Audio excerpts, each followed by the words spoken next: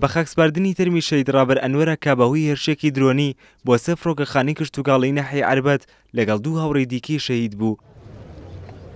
ڕابەر ئەنوەری تەمەن 37 ساڵ دەرچووی بەشی ژمێریاری باوکی دوو منداڵ بە بەناوەکانی ڕاسان و ڕایان کە تەمەنیان لە نێوان 11 بۆ 12 ساڵ بووە و لە سەرەتادا لە بانکێکی سلێمانی کاری کردووە، دواتر بۆی حەز و خوڵای بۆ باری فڕۆکەوانی دروستکردنی درۆن پەیوەندی بە هێزەکانی دژە کوردستانەوە کردووە و ماوەی چەند ساڵێک کاری کردووە. وەڵام مەجوونی هەر سەعات دوای نوێژی عەسر بۆ هەواڵەکە مازانی کوشان لە مەتاری عەربەتی دراوە مەتاری تاری مەدەنی ئەو بزانیمان ئێمە.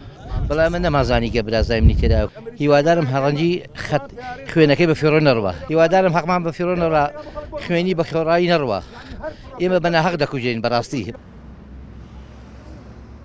لەو کاتێ فڕۆکەخانەی کشتوکاڵی عەربەت کرایە ئامانج ڕابەر لەگەڵ هاوڕەکانیدا سەرقاڵی مەشق و ڕێنان بوون و دەیویست زۆی ڕێنانەکانی بگەڕێتەوە لای خێزان و دوو منداڵەکەی، بەڵام بۆی هێرشی درۆنیەوە شەهید دەبێت و خێزان و دوو منداڵەکەی بۆ هەمیشە تەنیا دەکات. هەر لە ئەوەڵی مناڵیەوە خولای کوردایەتی و خۆشەویستی بۆ نیشتیمان و بۆ خاک و نیشتیمانەکەی هەبووە، هەم بنەماڵەکە هەم خۆی تەمەنێکی گەنجی هەبوو، بەڵام لە مناڵیوە بەڕاستی خولیای نیشتیمان بوو.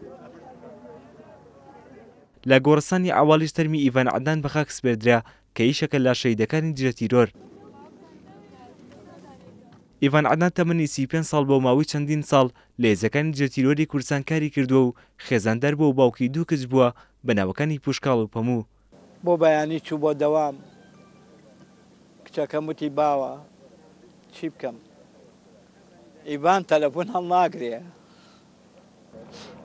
وتم کچم دەسەڵاتم نییە چاوم نابینێ بۆ کۆ باڵ بگرمەوە. وتم ئیڤان لە کۆ بێنمەوە کوانیە با منیش بیبینم. ئیتر بردیان بۆ مەیتخانە لەیەوە وتی باوە ڕیشی ماچ کردووە خوا حافز بێنیم لێ کردووە. بەڕێوەبەراتی دژە تیرۆری کوردستانیش دوای هێرشە درۆنیەکە ڕاگەیاندراوێکی بڵاو کردەوە باسییان لەوە کرد ئەم ڕووداوە بە بێسزا تێناپەڕێت و ڕووداوەکەیان با ڕووداوێکی تیرۆریستی ناوبرد. ڕوابادین کورسات نیوز سلێمانی.